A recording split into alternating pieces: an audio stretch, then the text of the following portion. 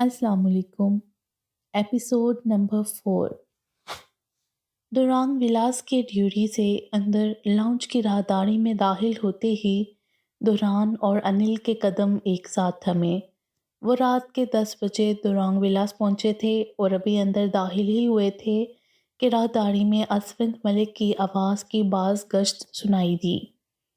Mister Albert, दुरांग अभी घर नहीं है, कब आएगा कुछ पता नहीं, वो मेरा फ़ोन नहीं उठा रहा है, आप प्लीज़ अभी चले जाएं, यहाँ से मुझे दुरांग में कोई तमाशा नहीं चाहिए। असफंद मलिक करख्त लहजे में किसी पर बोल रहे थे। दुरांग ने तेज़ी से कदम आगे बढ़ाए, साथ ही अनिल ने भी तजस्सुस में कदम मज़ीद तेज़ किए। जैसे ही राहदारी से आके वो दोनों हाल नुमा इस बड़े से लाउंज में दाखिल हुए, सामने ही विलियम एल्बर्ट अपने 5-6 सिक्योरिटी गार्ड्स के साथ गुस्से और रौब में बड़ा खड़ा था। इसके बिल्कुल सामने मलिक असफंद और रूबी मुस्तरिब खड़े थे। नहीं, मैं यहाँ से बात किए बिना नहीं जाऊँगा, बुलाओ उसको। विलियम एल्बर्ट ने दो टोक लहजे में ऊंची आवाज़ में अपना फैसला सुनाया। इसी दौरान हाल में मौजूद तमाम नफूस की निगाह एक साथ दुरान और अनिल पर पड़ी। असवंत मलिक तेज़ी से दुरान की तरफ बढ़े। शुक्र है दुरान तुम आ गए, देखो ये क्या मामला है मेरी तो समझ से। असवंत मलिक परेशान और बेजार से लहजे में वजाहत देते अभी आगे ही बढ़ रहे थे जब विलियम की काटदार आवाज़ हाल में गूंजी। दुरांग, मेरी बेटी कहाँ है? विलियम की आवाज़ में गर्ज और गुस्सा शामिल था। विलियम एल्बर्ट लॉस एंजलिस का एक मालदार बिजनेसमैन और रीना विलियम का बाप था। दुरांग और अनिल की आंखें एक साथ हैरत में फैलीं जबकि विलियम गुस्से में बापरता हुआ इनके तरफ बढ़ा। मेरी बेटी रीना, उसका पूछ रहा हूँ तुमसे, कहाँ है वो? तुम्हें मालूम भी है उसने क्या किया? विलियम ने आंखें निकालते हुए चबा चबा कर सवाल पूछा। दुरान ने जवाब तलब करने के लिए बोलने के बजाय एक आबरू उचकाए। रीना ने तुम्हारे लिए इस्लाम कबूल कर लिया है, वो कल से घर से गायब है, कहाँ है मेरी बेटी? विलियम अब आपे से बाहर हो चुका था। वो ये अनोखा इंकशाफ करने के बाद गुस्से से आगे बढ़ा। इससे पहले कि वो दुरान के गिरेबान तक पहुंचता, अनिल ने फौरन इसके और दुरान के बीच हायल होकर इसके सीने पर हाथ धरा। आराम से मिस्टर विलियम, दुरान कैसे जान सकता है आपकी बेटी कहाँ है? हम अभी बाहर से आ रहे हैं और सुबह फिल्म की शूटिंग के लिए निकलना है हमें। दुरान की बजाय अनिल ने नाक भींचते सख्त अल्फाज में जवाब दिया। एक सेकंड के तवक्कुफ से पहले कि विलियम मजीद कुछ बोलता, अनिल ने कुछ याद आ जाने जैसे अंदाज में हाथ पेशानी पर रखा। 1 मिनट। अनिल ने तेज़ी से मोबाइल स्क्रीन पर उंगलियां चलाईं। रीना के बार बार फ़ोन करने का मकसद अब समझ आ रहा था। विलियम अब भी दुरान की तरफ खूनख्वार निगाहों से घूर रहा था और इसकी पेशानी पर जहां बल मजीद गहरे हो रहे थे, वहां कनपट्टी की रगें भी उभरने लगी थीं। जहन में विलियम की बात हथौड़े की तरह लगी थी। रीना ने तुम्हारे लिए इस्लाम कबूल कर लिया है। अनिल लब भींचे फ़ोन कान से लगाए खड़ा था। दूसरी तरफ रीना ने बहुत जल्द फ़ोन उठाया। हेलो, अनिल ने रस्मन हेलो कहते ही फ़ोन का स्पीकर ऑन किया और फ़ोन को हाथ में सीधा पकड़ लिया। मुझे दुरांग से बात करनी है। रीना की आवाज़ फ़ोन से उभरी। वो आरजू ज़दा लहजे में दुरांग से बात करने की ख्वाहिश जाहिर कर रही थी। विलियम की परेशानी पे उभरे शिकन और रोब बग से उड़ा। दुरान ने लब भिंचे एक निगाह विलियम पर डाली और जेब से हाथ निकालता बड़े वकार से अनिल के हाथ में पकड़े फ़ोन के करीब हुआ। हेलो। भारी खुरदरा बेजार लहजा।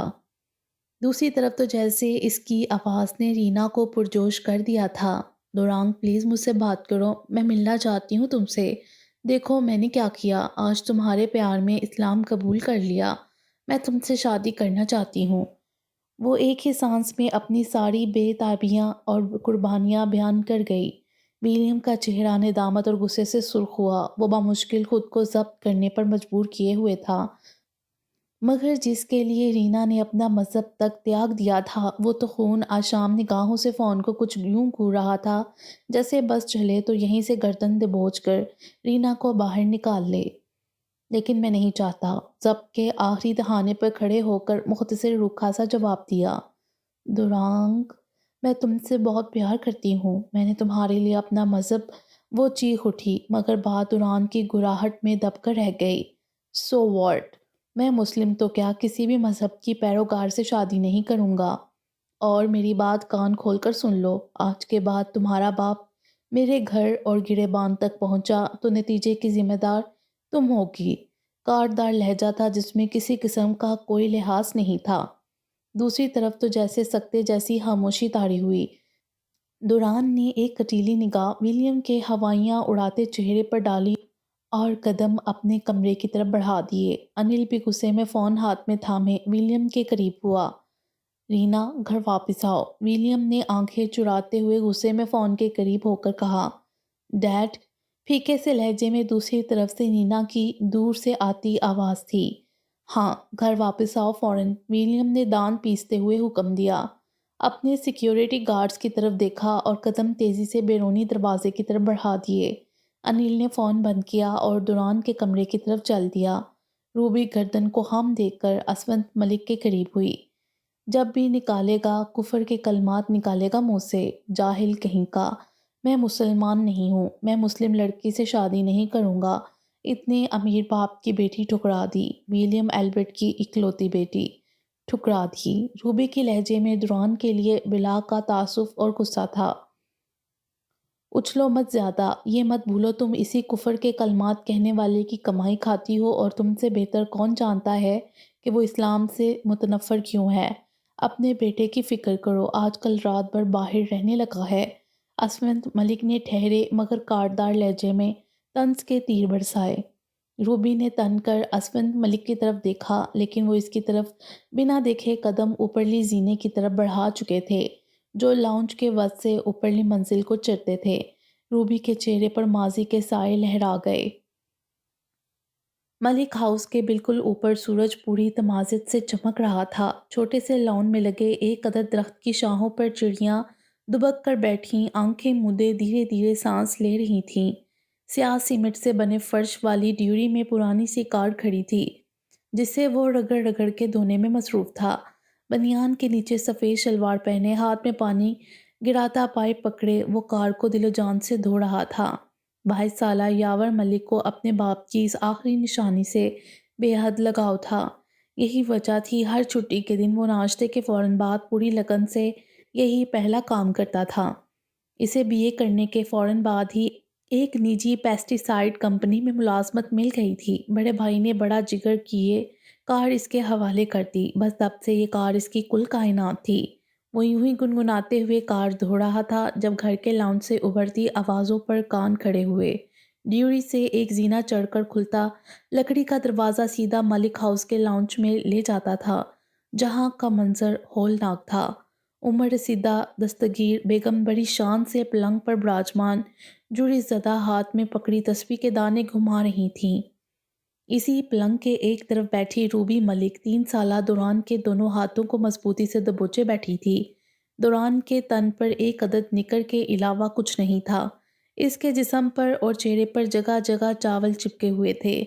پلنگ سے کچھ دور فرش پر چاول بکھرے ہوئے تھے اور عصمت وہیں غصے میں کھڑی فرش کو گھور رہی تھی۔ عصمت سے کچھ دوری پر لکڑی کی کرسیوں پر 2 سالہ برخان اور 3 سالہ فائقہ منہ لٹکائے بیٹھے تھے۔ آنکھیں نیچی کر روبی نے چیخ کر کہا اور پوری قوت سے کھینچ کر تھپڑ دوران کے گال پر رسید کیا۔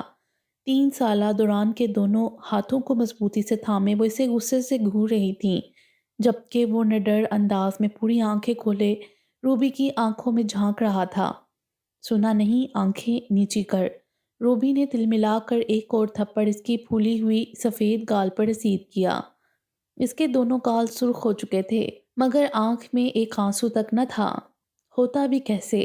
وہ کون سا یہ مار پہلی دفعہ کھا رہا تھا؟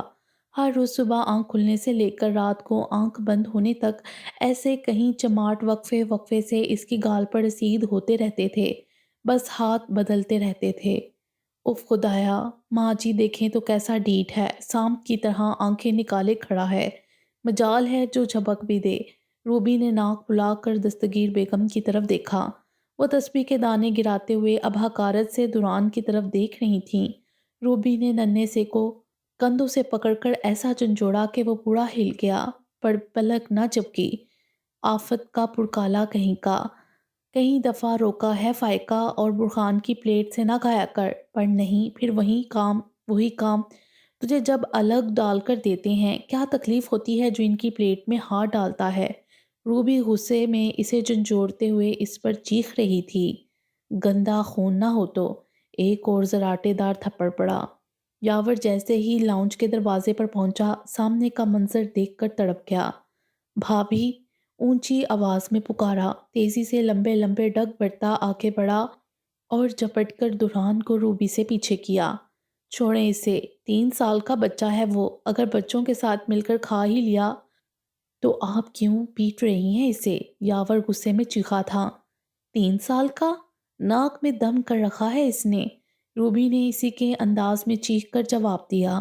پاس کھڑی عصمت تنگ کر آگے ہوئی۔ اور تم جو اس کے حمایتی بن کر کود پڑے ہو، گھر کا کام تم نے کرنا ہوتا ہے یا ہم نے؟ بھابھی ٹھیک ہی تو کر رہی ہیں، حال دیکھو کیا کیا ہے اس نے، سارے فرش پر چاول ہی چاول۔ عصمت نے بھی روبی کا بھرپور ساتھ دیا۔ دیتی بھی کیوں نہ، طلاق یافتہ ایک بچی کے ساتھ مائکے میں رہنا ہو تو روبی جیسی بھابھی کا ساتھ دینا ہی پڑتا ہے۔ 1000 دفعہ اسے سمجھایا ہے تم صرف اپنی پلیٹ میں کھایا کرو، پر نہیں، ڈھیٹ ہے پورا۔ پلیتن نہ ہو تو، عصمت نے دان پیستے ہوئے کہا اور آگے بڑھ کر ایک تھپڑ دوران کی پشت پر جڑ دیا، جو یاور کی ٹانگوں سے چپٹا کھڑا تھا۔ یاور نے تڑپ کر اسے گود میں اٹھایا اور گلے سے لگایا۔ باجی خدا کا خوف کریں، کچھ نوین بھائی کا خون ہے، پلیتن کیسے ہوا؟ مسلمان ہے، دوران ہے؟ یاور نے حیرت اور غصے کے ملے جلے لہجے میں کہا۔ نورین کا، تمہیں کیسے پتا؟ یہ پتا نہیں موا اس انگریز بڈھی کے کس میاں سے ہوگا؟ کوئی ایک ہوگا کیا اس کا نام رکھ لینے سے مسلمان ہو گیا کیا؟ ابھی 1 سال سے ڈاکٹر کے پاس تک تو لے کر نہ جا سکے تم۔ آیا بڑا حمایتی، دستگیر بیگم نے حقارت سے کہتے ہوئے نفرت میں اپنا حصہ ڈالا۔ بس کریں آپ لوگ تو، آپ لوگوں سے بحث فضول ہے۔ ڈاکٹر کے پاس لے جاؤں، اس کی دیکھ بھال کی امید آپ جیسوں سے کروں، اور عصمت باجی، روبی بھابھی، آج کے بعد دوران کو کوئی ہاتھ نہ لگائے گا۔ یاور نے ناک پھلائے انگشت انگلی کھڑی کی۔ چل تو جا، چھٹی کے دن دماغ کھانے آ جاتا ہے ہمارا، اس کی حرکتیں پتہ ہو نا تجھے تو پھر پتہ چلے۔ عصمت نے ہاتھ ہوا میں اٹھائے غصے میں کہا۔ بالکل درست، بلا کی اولاد ہے یہ پھڑکی کی طرح پورے گھر میں ادم مچاتا ہے، اور بات تو جیسے کوئی سمجھ میں آتی ہی نہیں اس کے، کچھ بھی کہہ دو بس گھورنے لگتا ہے۔ روبی کے اندر موجود کڑواہٹ عروج پر تھی۔ اتنی تو مار کھاتا ہے بیچارہ آپ سب سے، کیا دماغ کام کرے گا اس کا؟ کیوں دکھاوا کر رہے ہیں دنیا کے لیے؟ اس سے اچھا کسی یتیم خانے میں چھوڑ آتے اس کو۔ یاور دل خراش لہجے میں چیخ اٹھا۔ ہاں تجھے بڑا خدا ترسی ہے نا، تو کیوں نہیں لے لیتا گود؟ روبی نے ناک چڑھائی۔ لے لوں گا بھابھی، میں لے لوں گا، اب میں شادی اسی لڑکی سے کروں گا جو اسے قبول کرے گی، یاور نے تن کر جواب دیا۔ روبی کا رنگ ایک دم سے پھیکا پڑا، یہ تو اسی کے سر پڑ گئی تھی۔ اب یاور نے اگر اس کی بہن سونی سے شادی سے انکار کر دیا تو؟ یاور دوران کو سینے سے لگائے کمرے میں جا چکا تھا، جبکہ وہ دم بخود کھڑی تھیں۔ دروازہ کھلنے کی آواز تھی، جیسے کسی نے ہتھے پر ہاتھ رکھ کر گھمایا ہو، اور پھر دروازہ چڑچڑاہٹ کی مدھم آواز کے ساتھ کھلا۔ اسے فقط سنائی دے رہا تھا، آنکھوں پر سیاہ پٹی بندھے ہونے کی وجہ سے وہ کچھ بھی دیکھنے سے قاصر تھی۔ ابھی تک وہ اس شخص کے کندھے پر موجود تھی، سر اوپر اٹھائے ادھر ادھر گھما رہی تھی، سایہ پٹی سے ڈھکی آنکھوں کے نیچے پپڑی زدہ لب تھوڑے سے کھلے تھے۔ دروازہ کھلنے کے بعد اس شخص کے آگے بڑھتے قدموں کے ساتھ ہی اچانک ارد گرد سے ابھرتی بہت سی آوازیں کان کے پردوں سے ٹکرائیں۔ آوازیں اتنی زیادہ اور ملی جلی تھیں کہ کچھ بھی سمجھ نہیں آ رہا تھا۔ اچانک وہ شخص ایک جگہ رکا اور جھٹکے سے اسے نیچے اتارا۔ اس کے پاؤں اب زمین پر تھے، ہاتھ پیچھے بندھے ہونے کے باعث ایک پل کے لیے وہ لڑکھڑا گئی اور بمشکل خود کو گرنے سے بچایا۔ اب کوئی اس کے سر کے پیچھے سے پٹی کھول رہا تھا۔ جیسے ہی پٹی کھلی، چھت پر جلتی بتیوں کی تیز روشنی کے باعث ایک لمحے کے لیے آنکھیں چدھیا گئیں۔ آہستگی سے آنکھوں کے پپوٹوں کو سکیڑ کر دھیرے سے کھولا سرخ ڈوریوں والی پتلیوں میں سامنے کے بنتے عکس کے ساتھ خوف کا سایہ واضح تھا۔ یہ ایک لمبی گیلری تھی جس کے دائیں بائیں جیل نما کمرے تھے۔ کیا چھوٹا سا گھر ہے، ہمارا جیسے کوئی ڈربا ہو۔ مجھے نفرت ہے اپنے گھر سے۔ ذہن میں اپنی ہی آواز کی باز گشت ٹکرائی۔ اس گیلری کی چھت سڑک کے بہت قریب تھی اور چھت کے اندر قطار در قطار بلب نصب تھے۔ ایک دم سے جیسے گھٹن کا احساس بڑھنے لگا۔ یہ شاید بیسمنٹ تھا، اس لیے سانس لینے میں دشواری تھی۔ اگر میرے شوہر کے گھر بالکنی نہ ہوئی تو میں اسے کہوں گی نیا گھر لے۔ تمہیں پتہ تو ہے مجھے کھلی جگہیں، چھت، بالکنی اور سمندر کتنا پسند ہے۔ ذہن میں پھر سے آواز ابھری، او جیزس، موت اسی کا نام ہے شاید۔ زبان تالو سے چپکنے لگی تھی، سانس حلق میں اٹکنے لگا تھا، خوف کے باعث دل لرزنے لگا تھا۔ اس جگہ کا منظر دل دہلا دینے والا تھا۔ ہر کمرے کا دروازہ جیل کی سلاخوں کی طرح تھا اور ڈیجیٹل لاک لگے تھے۔ وہ خوف سے آنکھیں پھاڑے دیکھ رہی تھی۔ وہ شخص اب کوہنی کے قریب سے اس کا بازو تھامے آگے بڑھ رہا تھا۔ وہ حواس باختہ حیرت سے پھٹی آنکھیں دائیں بائیں گھما کر دیکھ رہی تھی۔ ہر کمرے میں تقریباً 4 یا 5 لڑکیاں تھیں اور چھوٹے سے ڈربے نما ان کمروں میں دائیں بائیں دیواروں کے ساتھ لوہے کے بنے پلنگ اوپر نیچے رکھے گئے تھے۔ میلی کچیلی دیواریں جن پر آہ و بکا درج تھی۔ ہر کمرے کی ہر دیوار پر کوئلے اور خون سے کچھ نہ کچھ لکھا ہوا تھا، کچھ بنا ہوا تھا۔ وہ جہاں جہاں سے گزر رہی تھی، لڑکیاں سر اٹھائے متحیر آنکھوں سے اسے دیکھ رہی تھیں۔ عجیب وحشت تھی سب کی آنکھوں میں، چہرے مرجھائے، بال بکھرے اور تن پر کپڑوں کے نام پر بس چیتھڑے۔ وہ اندر سے کانپ گئی۔ یہ ایک ایسی جگہ تھی جہاں لڑکیوں کو جانوروں کی طرح رکھا ہوا تھا۔ سیاہ فام اب ایک کمرے کے سامنے رک چکا تھا اور جیب سے ایک کارڈ نکال کر کمرے کے دروازے کا ڈیجیٹل لاک کھول رہا تھا۔ کمرے میں پہلے سے موجود لڑکیاں اب مکمل طور پر اس کی طرف متوجہ تھیں۔ لاک کھولنے کے بعد اس نے سلاخوں والا دروازہ سلائیڈ کیا اور ایک جھٹکے سے اسے اندر دھکا دینے کے بعد دروازہ پھر سے سلائیڈ کرتے ہوئے بند کر دیا۔ وہ لڑکھڑاتی ہوئی سامنے پلنگ سے جا ٹکراتی۔ اگر پلنگ کے پاس کھڑی لڑکی اسے تھام نہ لیتی۔ اس نے خوف سے پھٹی آنکھوں کے ساتھ کمرے میں پہلے سے موجود 3 لڑکیوں کو دیکھا۔ 2 مغربی اور ایک لڑکی مشرقی رنگ و روپ کی تھی جس نے آگے بڑھ کر اسے پلنگ سے ٹکرانے سے بچایا تھا۔ بالکل سامنے والے کمرے میں موجود لڑکیاں بھی اب سلاحیں تھامے سر ان سے جوڑے اسے ہی دیکھ رہی تھیں۔ طرز کے علاوہ ان کی آنکھوں میں اس کے لیے اور کچھ نہیں تھا۔ مشرقی لڑکی اب اس کے پیچھے بندھے ہاتھوں کو ٹیپ سے آزاد کر رہی تھی۔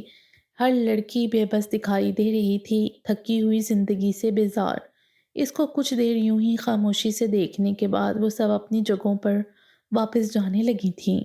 مغربی لڑکیاں آپس میں مختلف زبانیں بول رہی تھیں جس کی اسے کوئی سمجھ نہیں تھی۔ سب کی نکھیوں سے اسے دیکھ کر اب کانوں میں باتیں کر رہی تھیں۔ یہ سب حیران ہو رہی ہیں تم رو نہیں رہی، اس لیے کیونکہ یہاں ہر نئی آنے والی لڑکی پہلے چیختی اور روتی ہے۔ عقب سے اسی مشرقی لڑکی کی آواز ابھری۔ وہ اردو بول رہی تھی۔ وہ چونک کر مڑی۔ اس دیار غیر میں ہم زبان کوئی ملا تھا۔ مڑتے ہی حیرت اور خوشی کی ہلکی سی رمق چہرے پر سجائے اس لڑکی کی طرف دیکھا۔ وہ بے حد حسین، نقوش اور سفید رنگت والی لڑکی تھی جو اب اسے دیکھتے ہوئے پھیکی سی مسکراہٹ سجائے کھڑی تھی۔ کہاں کی ہو؟ دھیمے سے لہجے میں وہ اس سے سوال کر رہی تھی جبکہ وہ کمرے کا جائزہ لینے میں مہو تھی۔ 4 پلنگ تھے، 2 کر کے پلنگ اوپر نیچے رکھ کر کمرے کی دائیں اور بائیں دیوار کے ساتھ لگائے ہوئے تھے۔ سامنے کی دیوار میں ایک دروازہ تھا، شاید واش روم تھا۔ کہاں کی ہو؟ لڑکی نے پھر سے سوال دہرایا۔ اس نے پھٹی پھٹی وحشت زدہ نگاہوں کا زاویہ بدلا اور سوال پوچھنے والے کی طرف دیکھا۔ وہ ہمدردی سے اس کی طرف دیکھتے ہوئے جواب کی منتظر تھی۔ پاکستان، بمشکل پپڑی زدہ لب کھلے۔ پھیکی سی آواز تھی جس میں گلے کی کھڑکھڑاہٹ شامل تھی۔ ہم بھارت سے۔ اس کے پوچھنے سے پہلے ہی لڑکی نے اپنا ملک بتایا۔ وہ بوسیدہ سی پینٹ شرٹ میں ملبوس تھی اور گلے میں سکارف تھا۔ چہرہ شفاف تھا، نہ کوئی داغ، نہ کوئی بال۔ اغوا ہوئی تھی کیا؟ وہ اگلا سوال پوچھ رہی تھی۔ نہیں شادی۔ تھوک نکلا اور پھر سے ارد گرد دیکھا۔ باقی لڑکیاں آپس میں باتوں میں مصروف تھیں۔ اوہ اللہ، اللہ مسلم ہو؟ حیرت سے سوال پوچھا۔ وہ خود اپنے حلیے سے مسلم ہی لگ رہی تھی۔ نہیں کرسچن، مختصر جواب دیا اور اس کی طرف سوالیہ دیکھا۔ وہ فوراً سمجھ گئی۔ ہم مسلم ہیں، تمنا نام ہے، سمگل ہو کر یہاں پہنچی ہیں۔ دکھ بڑا لہجہ تھا۔ ایک لمحے کے لیے وہ مبہوت ہوئی۔ نصیب صورت سے نہیں جڑے ہوتے۔ ہاں، سامنے بیٹھی اس لڑکی کو دیکھ کر اس بات پر یقین اور پختہ ہوا۔ تمہارا نام کیا ہے؟ تمنا نے ملائم سے لہجے میں سوال کیا۔ جوائے، جوائے جان آہستگی سے جواب دیا۔ روشنیوں کے شہر کراچی کا ٹھاٹھے مارتا سمندر گہری ہوتی شام کے حسین منظر کو دوبالا کر رہا تھا۔ سڑکوں پر ان گنت گاڑیاں شام ہوتے ہی اپنی تعداد دگنی کرتے ہوئے ہارن اور دوسرے بے ہنگم شور کا اضافہ کر چکی تھیں۔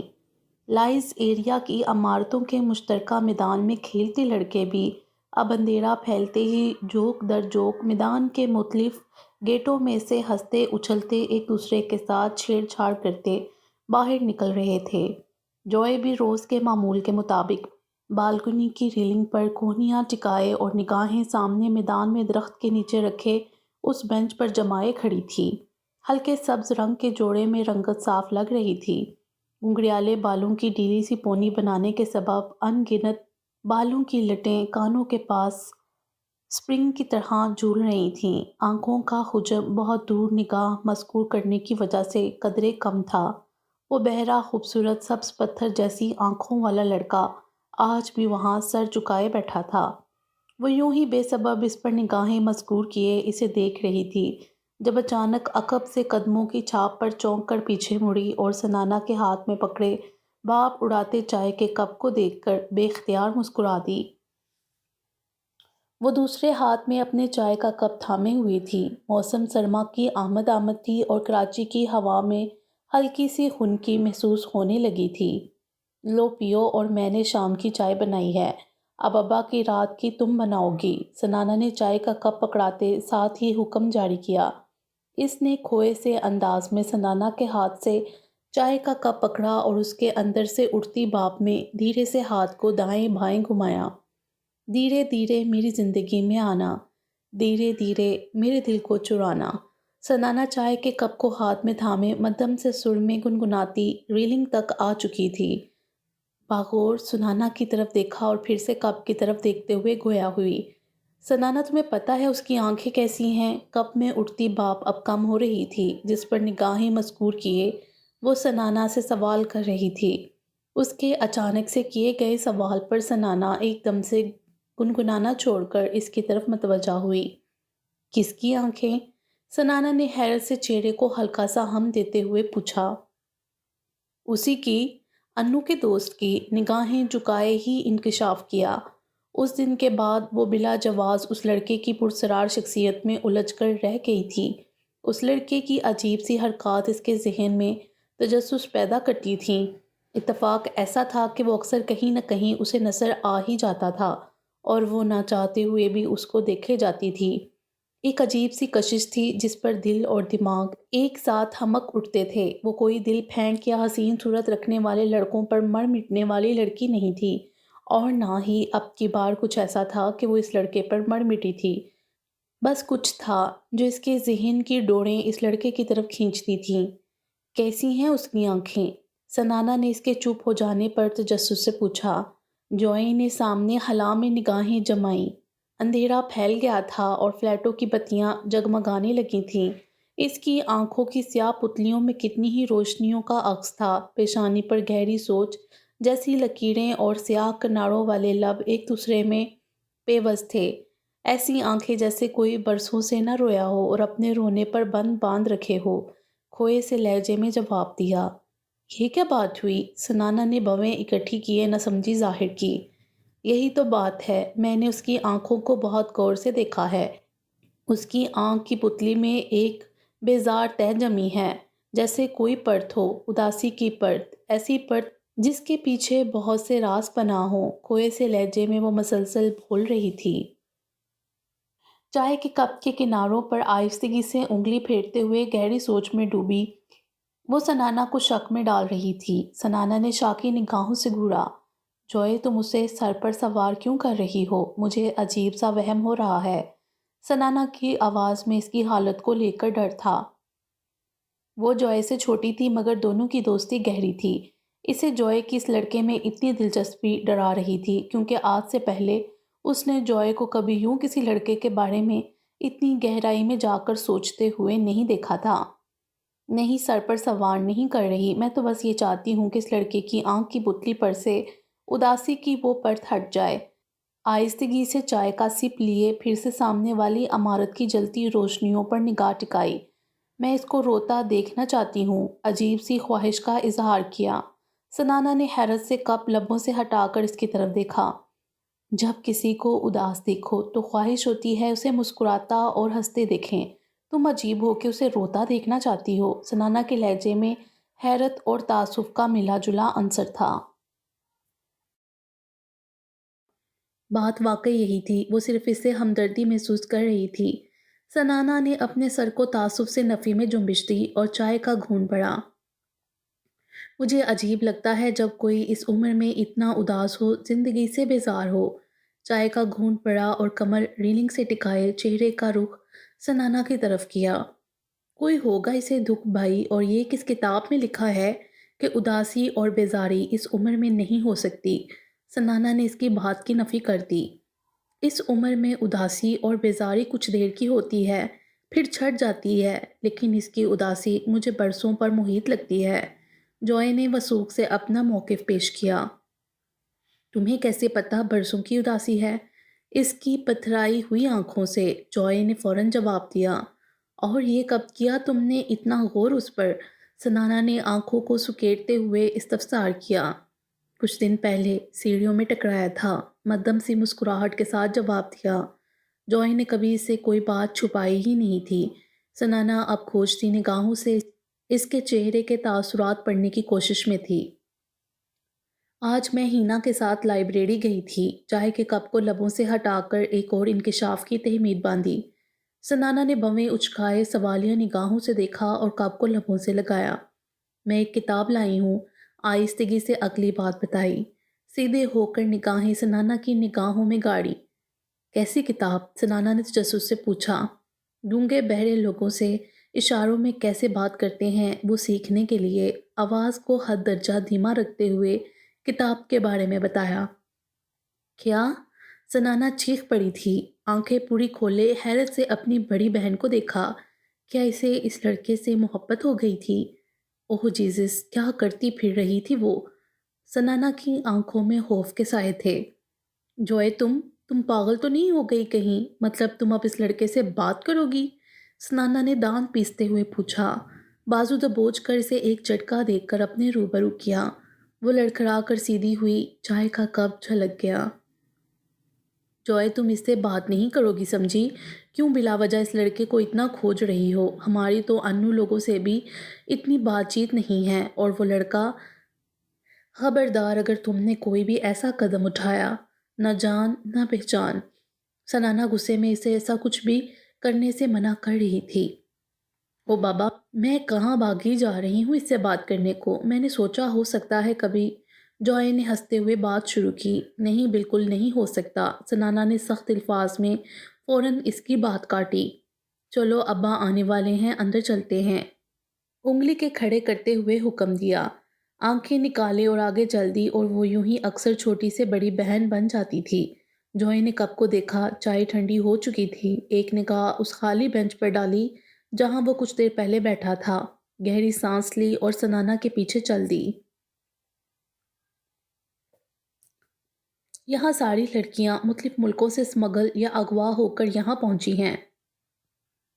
اسپاٹ سے لہجے میں آواز ابھری۔ جوئے نے نگاہ اوپر اٹھائی اور سامنے بیٹھی تمنا کی آنکھوں میں دیکھا۔ بے تاثر مردہ سی پتلیاں، جینے کی آس چھوڑے ہوئے، بار بار مر کر زندہ ہوتی پتلیاں، وہ ہر بار کی طرح اس کی بھی آنکھیں پڑ رہی تھی۔ تمنا پلنگ پر ٹانگیں لٹکائے اس کے پاس بیٹھی تھی۔ یہاں آئے اسے 20 منٹ اور 10 سیکنڈ ہو چکے تھے۔ جس میں وہ تمنا کو مختصر اپنے بارے میں بتا چکی تھی کہ اس کی قسمت اسے یہاں تک کیسے لائی۔ سامنے بیڈ والی دونوں لڑکیاں اب اپنے اپنے پلنگ پر چپ چاپ لیٹ چکی تھیں۔ ان دونوں نے اسے نام پوچھنے کے علاوہ اور کوئی بات نہیں کی تھی۔ اچانک ایک سائرن جیسی آواز ابھری اور پوری گیلری میں جیسے ہلچل مچ گئی۔ بے ہنگم سا شور تھا، لڑکیاں بھاگ بھاگ کر صلاحوں کے پاس آ رہی تھیں۔ یہ کیا ہوا؟ جوئی نے حیرت سے تمنا کی طرف دیکھتے ہوئے پوچھا۔ پہلے وقت کا کھانا آیا ہے، تمنا نے آہستگی سے جواب دیا اور اٹھ کر کھڑی ہوئی۔ باقی دونوں لڑکیاں بھی اپنے اپنے پلنگ سے نیچے اتر رہی تھیں۔ ایک وہ تھی جو بس دیکھ رہی تھی۔ بھوک کیا ہوتی ہے؟ آج پھر سے دال؟ اماں آج تو ابا کی تنخواہ آئی تھی، آج تو کچھ ننگ کا ہوتا۔ نگاہوں کے سامنے خود کو منہ پھلائے دیکھا اور پھر کانپتے ہاتھوں سے ڈبے اٹھاتی لڑکیوں کو دیکھا۔ حلق میں آنسوؤں کا گولا اٹک گیا۔ صلاحوں کے پاس باہر کی طرف ایک چائنیز لڑکا کھانے کے پیکٹ رکھ رہا تھا۔ ساری لڑکیاں بھاگ بھاگ کر صلاحوں کے پاس جا کر اپنا اپنا پیکٹ اٹھا رہی تھیں۔ ان کے دروازے کے سامنے بھی اس لڑکے نے 4 پیکٹ رکھے۔ تمنا نے بھی آگے بڑھ کر 2 پیکٹ اٹھائے اور واپس آئی۔ ایک پیکٹ حیرانگی سے آنکھیں پھیلائے بیٹھی جوئی کی طرف بڑھایا۔ جوئی نے اس کے ہاتھ میں پکڑے پیکٹ کی طرف دیکھا اور پھر چہرہ اوپر اٹھایا۔ یہ جگہ کون سی ہے اور کیا کرتے ہیں یہ لوگ یہاں لڑکیوں کے ساتھ؟ اس کے ہاتھ میں پکڑے پیکٹ سے بے نیازی بڑھتے ہوئے خوف سے پوچھا۔ بھوک تو مر چکی تھی، بس اب یہ جاننا ضروری تھا کہ لی تاؤ اسے یہاں کیوں چھوڑ گیا ہے اور کب لینے آئے گا، اور یہاں اس طرح لڑکیاں کیوں بند ہیں۔ دوزخ، ہیل یا پھر جہنم بھی کہہ سکتی ہو، تمنا نے درست لہجے میں جواب دیا۔ آگے بڑھی اور پلنگ پر اس کے ساتھ بیٹھ گئی۔ سامنے والی دونوں لڑکیاں عجلت میں اپنے اپنے پیکٹ کو کھول کر نوڈلز کھانے لگی تھیں۔ ہیل؟ کسی کنویں سے آتی آواز کے مترادف آواز تھی۔ خوف سے پھٹی آنکھوں سے سامنے بیٹھی تمنا کی طرف دیکھا۔ وہ پیکٹ کھول رہی تھی۔ پورے کمرے میں اب نوڈلز کی مہک بھر گئی تھی۔ ہاں، یہ دوزخ ہے، یہاں کا ہر پل ہر لمحہ اذیت ناک ہے، بس فرق صرف اتنا ہے یہاں کھانے کو 2 وقت مل جاتا ہے۔ وہ ایک پیکٹ کھول کر اس کے اندر چمچ رکھنے کے بعد جوئی کی طرف بڑھا رہی تھی۔ کہ کیا کرتے ہیں یہ لوگ؟ گھٹی سی آواز میں سوال پوچھا۔ جسم فروشی کرواتے ہیں، اور یہ؟ تمنا نے اپنے پیٹ سے شرٹ کو اوپر اٹھایا۔ اس کے پیٹ پر ٹانکوں کے اور زخم کے نشان تھے، شاید اس کا ایک گردہ نکال لیا گیا تھا۔ جوئی کے ہاتھ کانپ گئے، گھبراہٹ کے باعث ڈبہ ہاتھ سے نیچے گرا۔ وہ خوف سے دہل گئی۔ تمنا اسپاٹ چہرے کے ساتھ پلنگ پر گرے نوڈلز پھر سے ڈبے میں ڈال رہی تھی، ایسے جیسے وہ پہلے سے جانتی تھی کہ اس کے ہاتھ سے نوڈلز گر جائیں گے۔ گھبراؤ نہیں، سب کے نہیں نکالتے، اور ایک ساتھ سب کچھ نہیں نکالتے، آرڈر پر، جس کا میچ ہوا اس کا۔ تمنا نے نوڈلز پھر سے اس کی طرف بڑھائے۔ دوزخ، ابدی سزا کی جگہ۔ ہاں، میرا گناہ بہت بڑا تھا اور مجھے ایسی ہی سزا ملنی تھی خداوند سے، یہاں بھی اور وہاں بھی۔ اس کی روح کانپ گئی تھی۔ دبدبائی آنکھوں سے سامنے تمنا کی طرف دیکھا۔ وہ دھندلی ہو چکی تھی۔ تو تم نے بھی کیا کوئی گناہ کیا تھا؟ دھندلیائی بھاری آواز میں سوال پوچھا۔ تمنا کے نوڈلز منہ میں ڈالتے ہاتھ رک گئے، نگاہیں جوئی کی طرف اٹھیں۔ وہ جوئی کی طرف یوں دیکھ رہی تھی جیسے اس کے چہرے پر رقم گناہ تلاش رہی ہو۔ اگر یہ دوزخ ہے تو یہ کسی سزا کے طور پر ہے، کسی گناہ کی سزا، جیسے میں نے گناہ کیا ہے، بہت بڑا گناہ۔ تم سے بھی؟ تمنا کی ساکن آنکھیں دیکھ کر بات ادھوری چھوڑ دی۔ ہاں کیا ہے، پیدا ہونے کا گناہ، باپ کو بیٹا چاہیے تھا، اور تیسری دفعہ بھی ہم دنیا میں آدم کے، اور ہمارے بعد جو 2 بہنیں آئیں ان کے قصوروار بھی ہم ٹھہرے۔ تلخ سی مسکراہٹ اس کے خوبصورت لبوں پر ابھری۔ 16 کے ہوئے تھے کہ ابا نے ایک بڑے نواب سے پیسوں کے عوض نکاح کر دیا۔ وہ کھو سی گئی۔ اس کے برے رنگ کی بڑی سی مردہ آنکھوں میں ماضی کی یاد سے ہلکی چمک ابھری۔ نوڈلز کا ڈبہ ہاتھ میں کانپ رہا تھا۔ شاید ان لمحوں کا درد پھر سے اس کی رگ و پے میں اترا تھا۔ نواب صاحب کا سال بعد ہی انتقال ہو گیا۔ مرحوم کے بیٹوں نے عدت کے دنوں میں اپنا اپنا حصہ ڈالا اور ہمیں دھکے مار کر گھر سے نکال دیا۔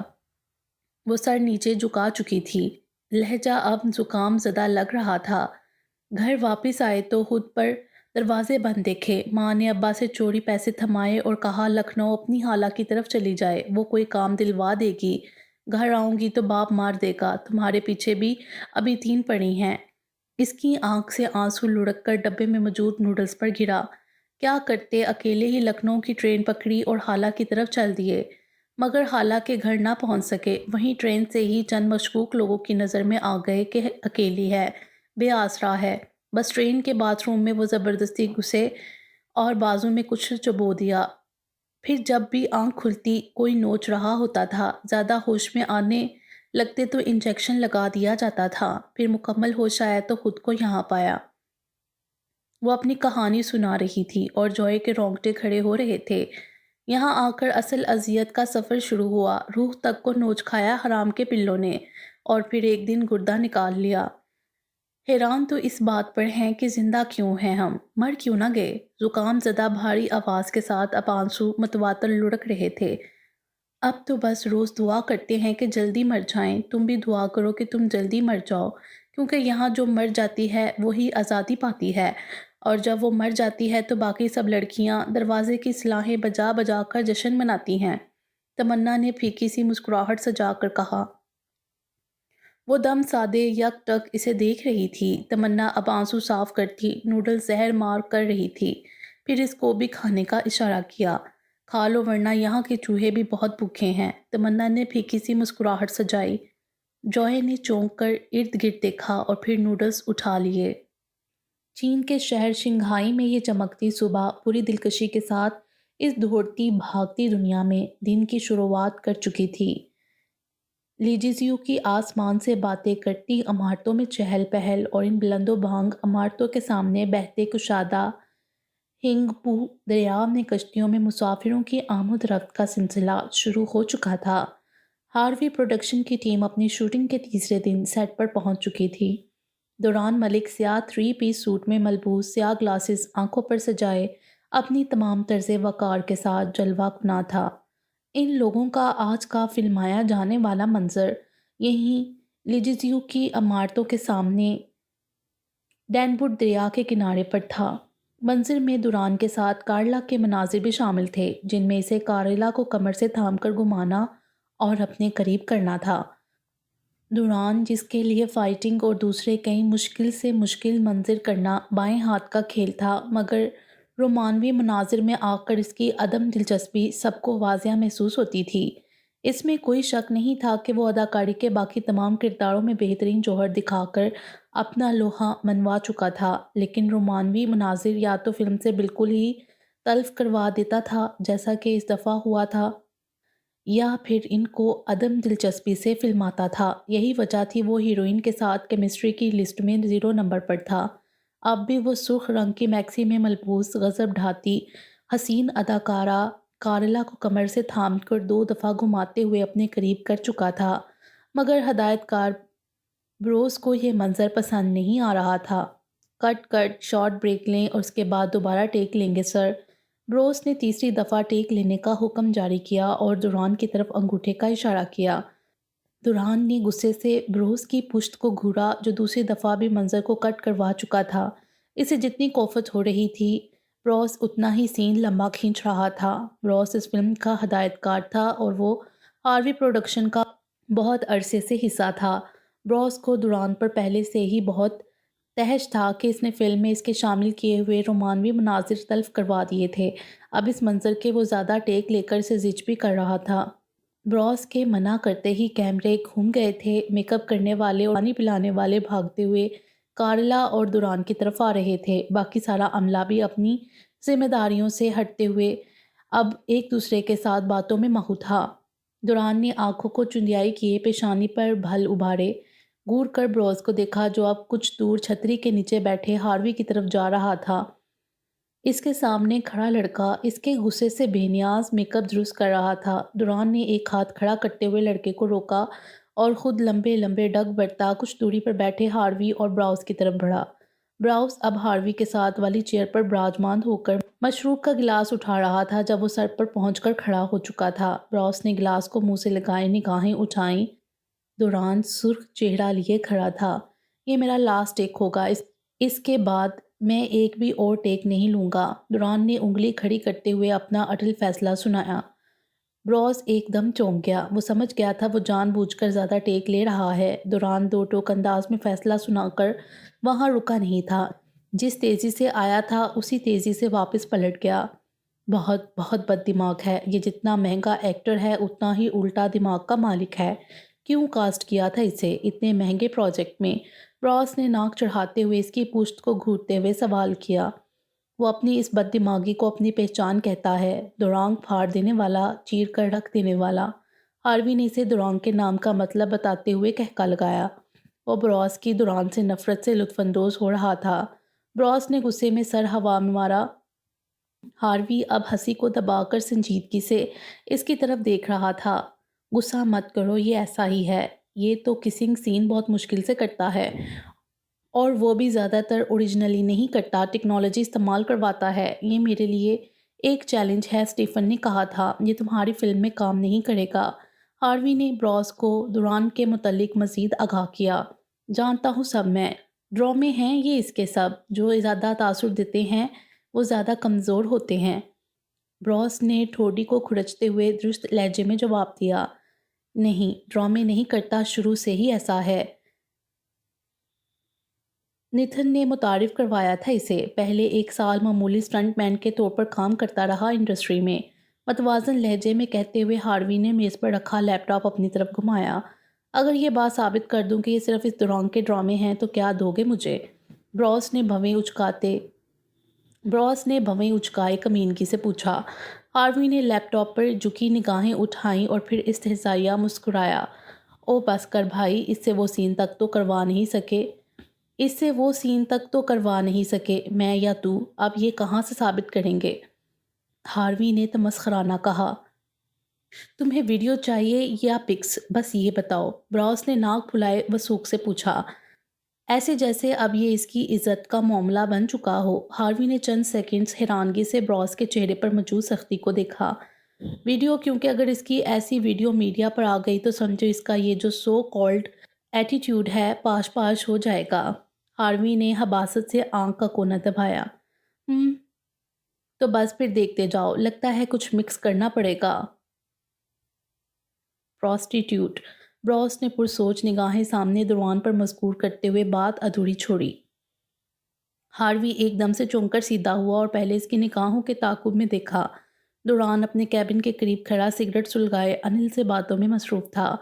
ہاروی نے نگاہیں براس کی طرف گھمائیں۔ نو، اس سب